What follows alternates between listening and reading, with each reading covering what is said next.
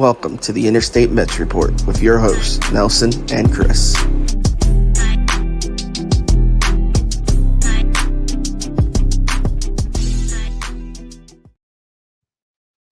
What is up, everybody? It's Nelson, aka the Amish Country Mets fan, going live solo today. Chris is on a flight to, I think he said Dallas. So it's just me. So things look a little different. The layout's a little different. I had to do this one on the fly. So things might look a little different. Chris isn't here to join me, but we're still going to have a little fun. Talk some Mets here on this beautiful Friday, September 1st. Not too much to talk about. One of the things on the docket, of course, Ronny Mauricio is getting called or got the call up. I believe I saw the lineup. I think he's batting ninth. So that should excite plenty of Mets fans.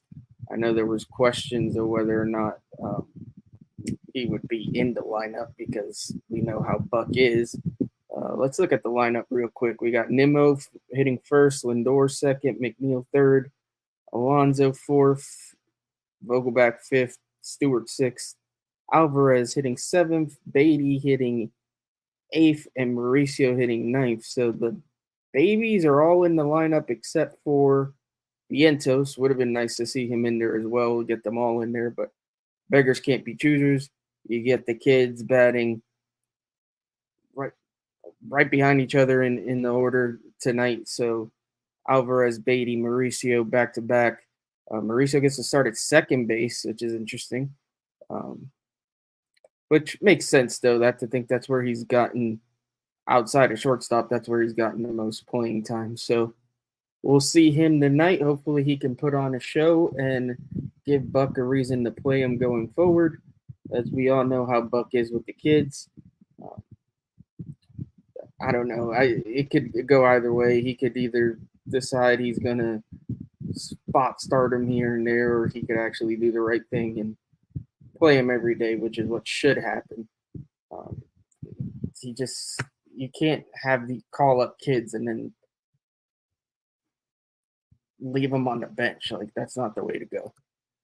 Our boy Aaron's in the building. Aaron says predictions for Mauricio tonight. You know what? I'll say Mauricio gets a hit tonight. I'm not going crazy. Maybe like 1 for 4, a single. And he gets his first hit and gets that monkey off his back. So that's what I'm hoping for. Obviously, hope for better, but at least one hit is what I'd like to see. Just to, sometimes when these kids get called up and they don't get that first hit, that first game, it kind of gets in their head. It spirals out of control and they go on a slump. So hopefully he at least gets that first hit out of the way, and then he can keep it rolling from there.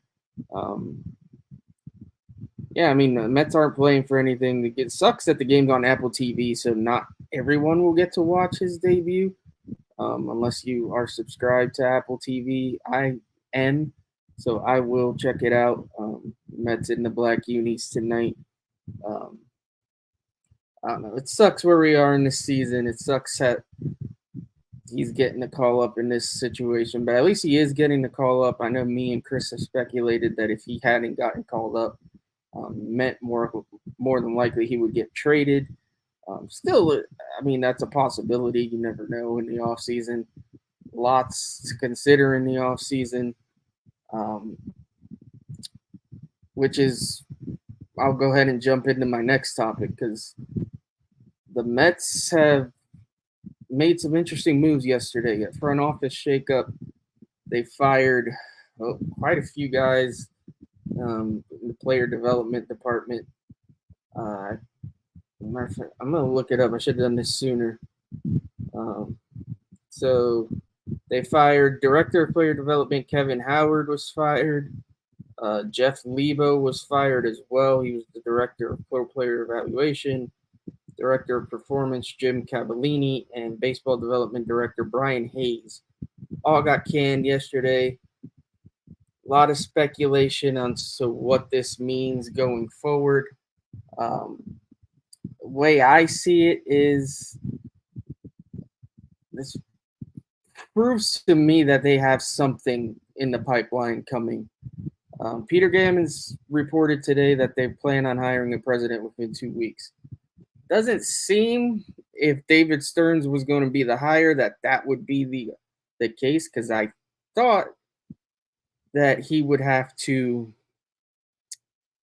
we would have to wait till the end of the season to hire him. But Michael Marino reports he I'll read his tweet. The Mets will not hire a Povo without at least getting an understanding of how David Stearns feels about the job opening. If the timeline really is within 2 weeks, it'd be speaking more so to Stearns' contractual timeline and willingness to accept the job. This could mean their understanding is he doesn't want the job and they need to transition elsewhere. Could also mean the Brewers are willing to let him leave early. I doubt that. And third is the possibility they don't hire in 2 weeks and just wait till after the season. So we'll see. If it isn't Stearns and we do fall into that 2-week timeline, then who is it going to be? That's tough. It's because a lot of guys that you would hire, you can't really hire right now because they're all under contract and it's during the season. So I don't know where they would go if that's the case. Some speculation about Theo Epstein. Listen, I don't know. I know there were rumors he had his sights set on the commissioner job, but Manfred got re-upped for that for another 5 years. So maybe he doesn't want to wait around for that and decides to come back to baseball operations. It's a possibility. I know it would take a lot to get him here. Is Cohen willing to give him a ton of money and maybe a little bit of an ownership stake, like a Billy Beane type of situation? You never know. I could see that happening, I guess, but I think it's pretty unlikely. I still think Stearns is the guy that's going to get the job. I don't know what's the deal with Gammons and that timeline that he's reporting.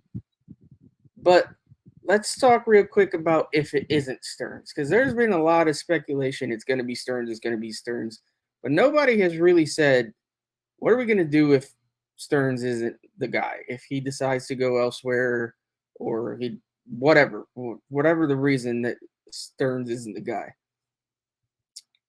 who would be an option? So first off, the reason you would go for Stearns is it's obvious. He's a free agent, so to speak.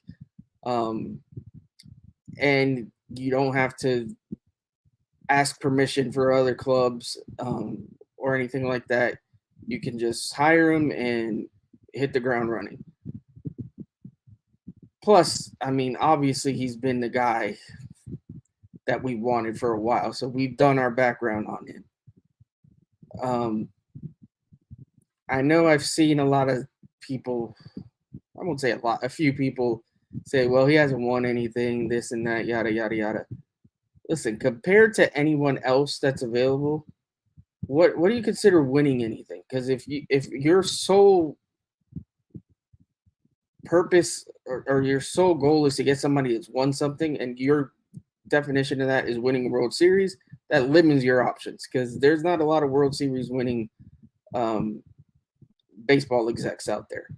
So David Stearns took a really bad team, and transformed them into a perennial playoff contender that made the playoffs 4 years in a row. They're winning the division again this year. I know he isn't in charge this year. He's just an advisor, but still, it's his team. He built it. They have a top 3 farm in baseball. Again, he built that. The new guy didn't do that in a year. So, I mean, the guy has a proven track record. So I could see why you'd want to get him. The argument to not get him is fine, I guess, if the World Series are all you're worried about. But then who's your options? Because I'm not hearing anybody give me other options. I have some other options. But again, whether or not we can hire these guys, whether or not their teams are willing to let them interview is a question mark. Mike Fass out of Atlanta. He's the VP of baseball development. He's been there for, 4 years now, working under AA. I mean, that's a guy again. And then before that, he worked in Houston, which is another great franchise. He was there for 6 years as director of research and development. So this is a guy. Again, the Braves may not let you even talk to him, but you, if you're looking for options other than Stearns and you can't get Epstein, I mean, not you can't do a lot worse than a guy that's worked under AA, learned under the Brave system. It's a winning franchise. Um, I would want to talk to him. Another guy on my list, my short list here, Bobby Heck from the Tampa Bay Rays. He's been there since, I believe, 2012. He's the special assistant to the general manager, to the president and the general manager. Obviously, Rays system. A lot of good guys have come out of the Rays front office system. I know the Heim Bloom thing in Boston hasn't worked out that well, but the Rays know what they're doing, and most of the guys in that front office know what they're doing. So that would be a guy I'd be interested in talking to as well. My last two guys are Sig Mejdal, I think is how you pronounce it. He's the assistant GM in Baltimore. He's been there, vice president and assistant GM. He's been there since 2018. They're obviously turning things around. Before that, he was director of decision sciences in Houston for 6 years. This guy has a NASA background, but this is a dude that implemented their analytics system. Very smart guy. The Mets, I believe, were wanting to talk to him in the past as well. So that's a guy that's an option. And then lastly for me is Josh Burns. He's out in LA. He didn't do so well when he was in charge in Arizona and San Diego. But since he's been with the Dodgers in 2014, we all know how that club is done. So that's my little short list of guys if we can't get Stearns or Epstein. I got a few more comments here. If Epstein becomes the baseball op, who would be bringing as manager? That's a great question. I honestly have no clue. Obviously, with Stearns, the connection is to council. There was a story about that today. I believe Martino might have wrote it. So we'll see. With Epstein, he has, I mean, obviously, you're going to look at guys with connections to the Cubs and Red Sox just because these guys tend to hire guys that they know. So I would look in that direction. Who that is, I don't know. Joe Madden isn't the guy. I doubt that. So Jung Hoo Lee says, "Hey, what up, Jung Ho? Thanks for watching." Stevie Mac, what's up, buddy? What's up, Stevie? M Easy says James Click. That's another okay name. I don't hate it. Listen, Stearns isn't the only option for sure. But to me, he's the leading candidate. Obviously, there's tons of smoke there. With the Mets, that doesn't always work out. So we'll see. There's so much smoke with Stearns that I'm almost starting to think it's not going to happen. That's my concern. So I mean, some people may be okay with that, some might not. We'll see. Please say there's something nice about DJ Stewart. DJ Stewart's been on fire, man. He's 8 homers in 13 games. Game-winning hit by pitch the other night. I think he hit 2. Did he hit 1 or 2 homers that night? I can't remember. Had that great catch in right field. The dude's obviously playing himself into potentially a role for next year. What that role is going to be, who knows? And Easy Reich Rizzo still hasn't signed a new deal. I thought he was going. I could have swore I saw the report the other day that he had either was planning on signing a new deal or yeah, he did. I think. Wait a minute. Maybe not.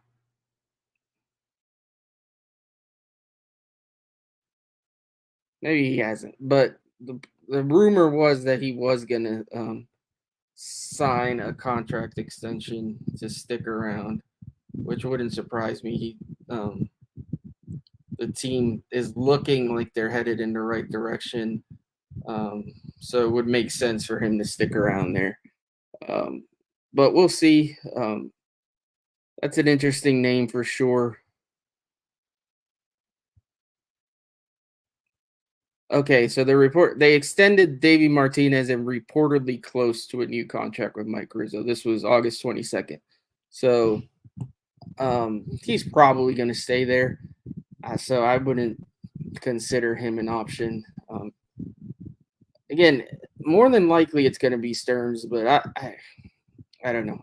I'm just hesitant to say that for sure, even though there's so many reports saying it's going to happen. Um, I really just I know how things work for the Mets, and the Mets always seem to have something throw a wrench in their plans. So we'll see. I hope it is Stearns just because I want to get the ball rolling for the offseason and get things moving. And I don't want to sit around and have to interview a bunch of guys and have this play out till while guys are still already getting signed in the offseason. Like that's not something I want to see. So if it's Stearns, you can hire him quick right after the season's over, and then you can move on. Stevie Mack, apparently the announcement is within 2 weeks. So they say, yeah, I talked about that. That was Peter Gammons reported that it's hard to believe that they'd be able to get him unless the Brewers let him out of his contract a little early.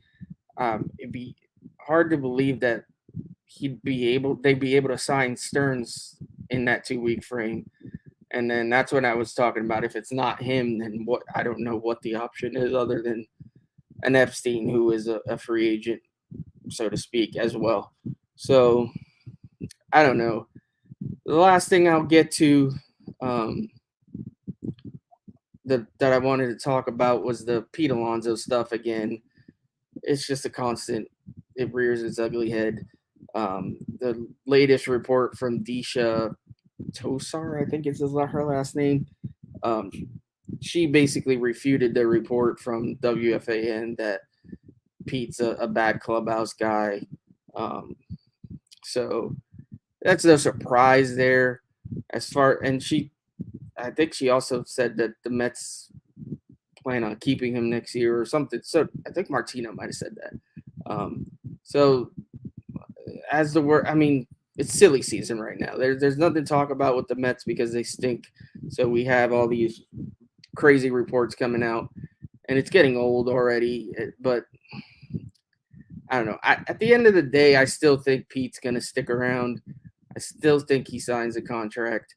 But no, I wouldn't sign him at all costs. If he's asking for too much, then you should look to trading him.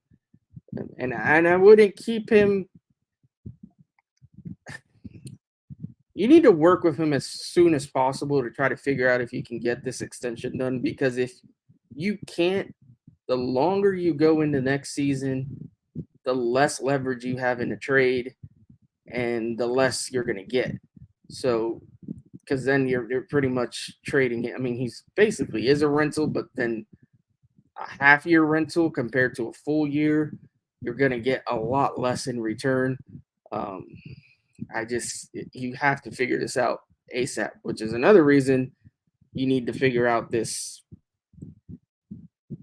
president thing ASAP because these decisions need to be made, and we can't wait months and months and months and then have a situation where we're possibly stuck keeping Pete and he's going to walk anyway, and then we end up with nothing.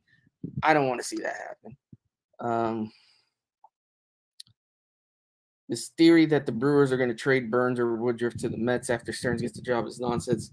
The Brewers would have no leverage in the deal because Stearns knows their MO system. Yeah, I mean, there's tons of rumors with Stearns and getting these Milwaukee guys. I don't know. I mean, sure, it'd be nice to get some of those guys. They're not bad players. I think I just saw a report right before I started this something about the Mets being interested in Hader. It's gonna happen. You're gonna see connection. It's always happens. Whenever you get a GM or a president hired or a coach hired, all the rumors tend to be that it's going to somebody from their old team in the past is going to come along with them. It's baseball 101. It happens all the time. Sometimes it becomes reality and it does happen. Sometimes it doesn't. I would he be interested? Sure, I'm sure he would be just because he knows these guys. He's watched them for years. But is a deal actually going to happen? I don't know. I'm pretty confident with you that probably not. Um, Another thing to remember: the Brewers owner doesn't like us. We've basically been tampering with Stearns for years now, and I don't know that he's looking to help the Mets or allowing his GM, whoever, I think it's Arnold or whoever it is, to help the Mets. Obviously, if it's the best deal on the table for any of their players, they're probably going to take it, but they're not looking to do us any favors. I love how all of the media says got to re-sign Pete, but put forth no numbers on what they think Pete should be paid. Basically, they say pay him what he wants. Yeah, I mean the media is the media. The media isn't really paid to like come up with numbers and this and that and the other. I guess I get it. At the same time, like it's easy for them. Like you're right, it's easy for them to say like it's not their money, and it's easy for fans to say too. It's not any of our money. So I'm with you though. I'm not in the camp of pay the man whatever he wants. I just can't do it. I'd be happy to keep him. I'd be happy to keep him at a pretty good contract, but I'm not giving him more than Freddie Freeman money. I'm not giving him $30 million a year. I really don't want to give him 8 years, but if that's what it takes, so be it. It's just I'm hesitant, man. I love Pete. I just think he's the kind of guy that could regress quickly. I'm not saying it's going to happen within the next couple years, but in the year 3, 4, 5 of that contract, I'm not sure what we're getting out of Pete Alonso. Hopefully, it's still the same production, but I don't know. And you can't just run a team just giving whatever guys whatever they want. We already got kind of screwed there with Nimmo. Yeah, Nimmo's decent, and the options outside of him weren't great, so we kind of had to give him what he wanted. But let's be honest, we overpaid for Nimmo, and I don't want to just keep overpaying guys to keep them. McNeil, we got on a decent contract, but the Nimmo contract was an overpay. I don't want to overpay Alonso as well. It doesn't interest me. I'm sorry. I know some Mets fans you got to keep them at all costs. I've heard the whole I'm not going to be a Mets fan anymore. This Cohen is just like the Wilpons garbage. I mean, if that's your feeling, then I can't help you. I'm not gonna. I've had enough dumb arguments with people about this team. It's not something I'm interested in arguing. To the fact that you could put Cohen and the Mets in the same sentence, or Cohen and Wilpons in the same sentence, is beyond me. John Heyman has new info on an Alonso deal that was offered. Yeah, I saw that. Couple people had that the Mets actually have offered Alonso a contract, and he just didn't. It wasn't enough to get him to sign. They're saying they are saying he wants at least 200 mil. Listen, 200 mil is not the problem. The problem is how much a year are we talking here? I just don't want to go over. I just don't want to go close to 30 mil. I just don't. Edwin Diaz fleeced the Mets too. Yeah, he did get a little bit more than probably you would have thought for a closer. Granted, if he's as good as he was, I mean, you're getting your money back easy. It's just now with the injury, who knows? I guess we could touch on that real quick again. He's still saying he wants to pitch at least in a game or two. I don't know. We're up against the clock now, too. It's September 1st today, so I don't know. I wouldn't let him pitch. That's my feeling on it. Um, I know people think it'd be cool to hear the trumpets and blah blah blah. If you want to hear the trumpets, play that shit on Spotify, and you'll be all right till next year. Um, or play MLB The Show and have him come in to save the game, and they play the trumpets for you. So if that's what you want, then do that. But I just don't see the need in risking any sort of any injury or anything with this guy for a dead season, and to prove he can do what exactly? Wait till spring training, get going. There's no WBC this year to go hurt yourself at, so hopefully, or next year I should say.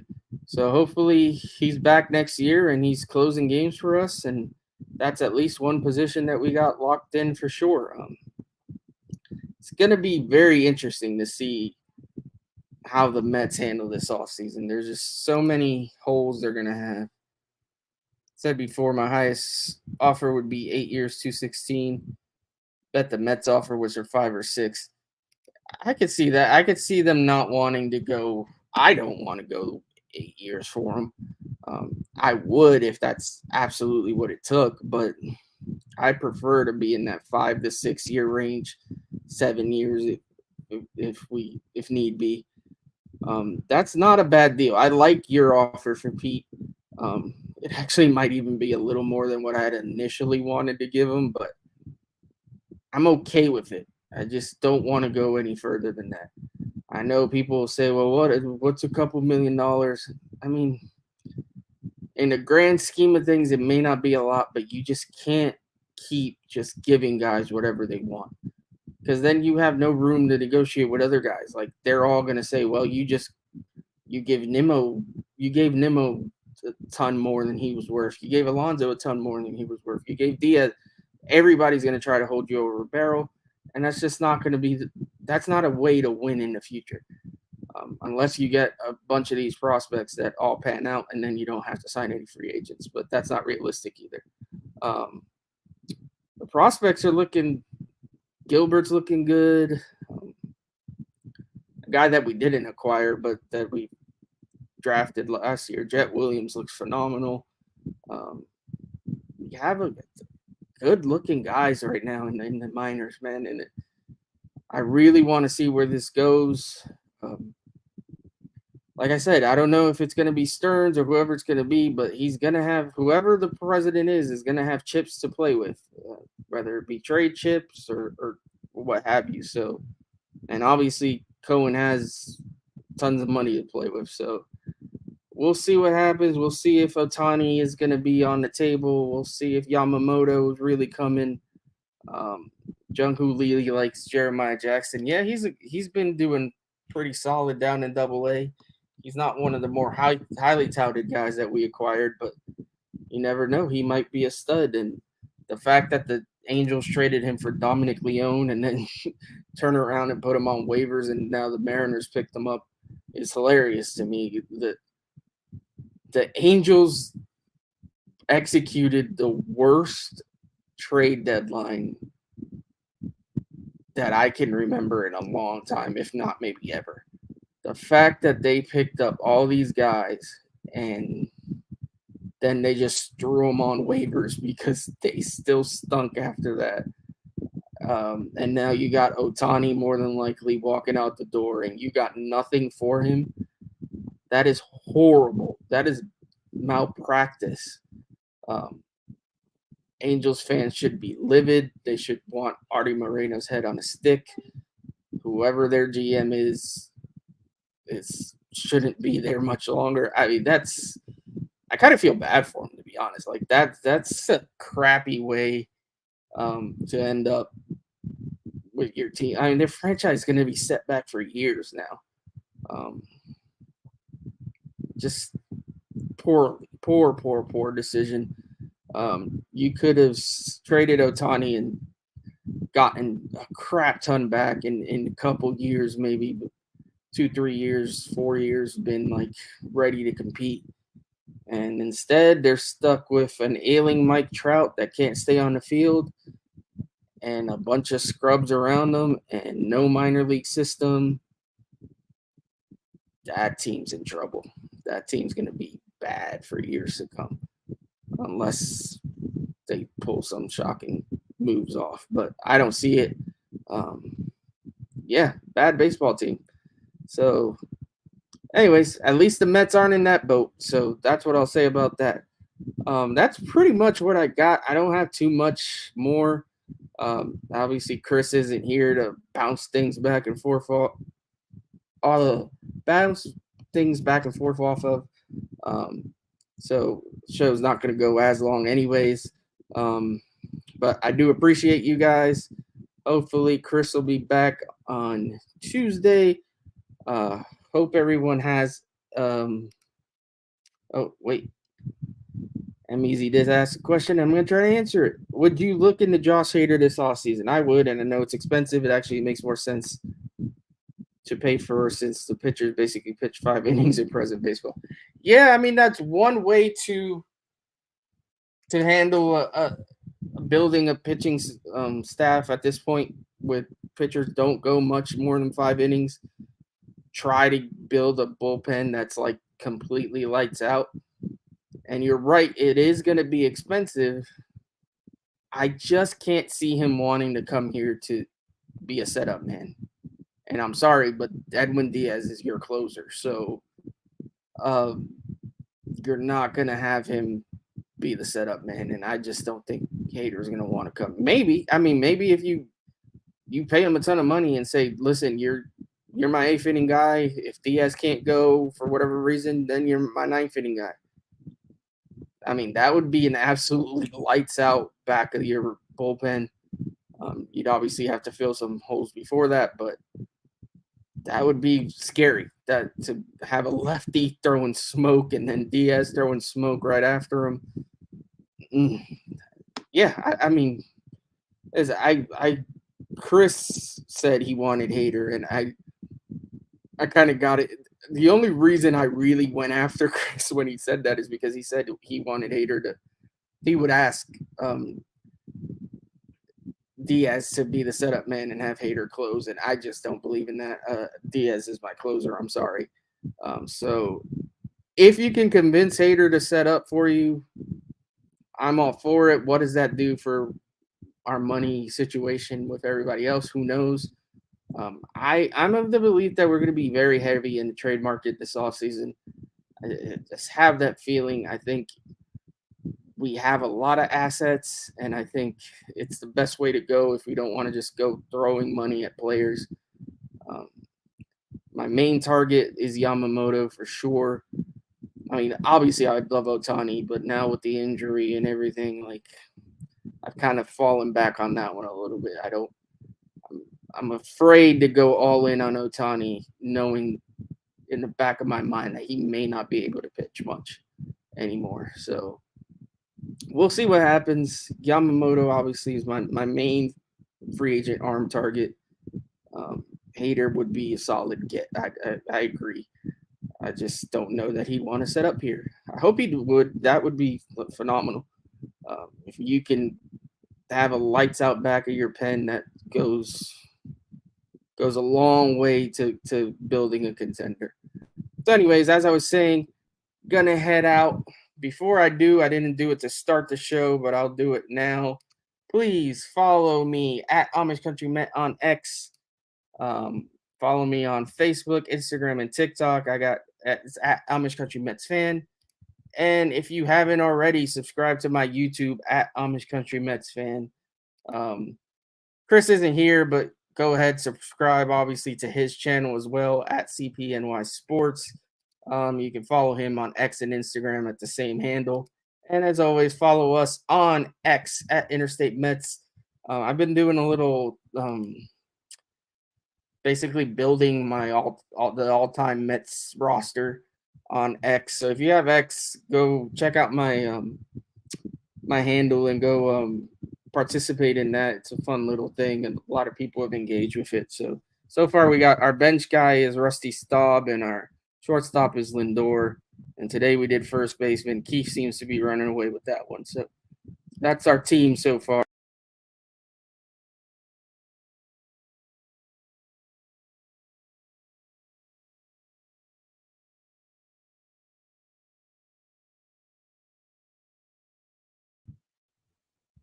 I am not sure what happened there. I hope I am back.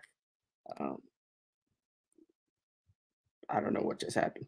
Jung-Hoo Lee says, I'd rather have a lineup like the Tampa Bay Rays than one Pete Alonso. The Rays sold their best player for better notes. Yeah, that's an argument to be made. The other argument is it's hard to replace 40 homers and 100-something RBIs every year. I get it. I see both sides of it. We'll see what happens. Hope everybody has a great Labor Day weekend. Enjoy yourselves. Don't do anything I wouldn't do. Thank you, Jung-Hoo, for watching. M-Easy, as always, appreciate you. Stevie Mac, appreciate you as well. And Aaron was here as well. So all you guys, all the regulars were in the building for the most part. Appreciate you all watching and supporting, even with Chris being gone. And like I said, hopefully he's back next Tuesday. We'll be together. We'll see what we have to talk about. Hopefully Mauricio has a big series. And Beatty too. Hopefully Beatty gets things going. I still believe in that kid, even though a lot of people are willing to give up on him. I am not. So anyways, have a great weekend. Appreciate you all. Let's go Mets, and we'll see you next week. Thank you for watching the Interstate Mets Report. Streaming Tuesdays at 5 p.m. and Fridays at 4 p.m. Eastern Standard Time. Make sure to like, comment, and subscribe to @Amish Country Mets Fan and @CPNY Sports.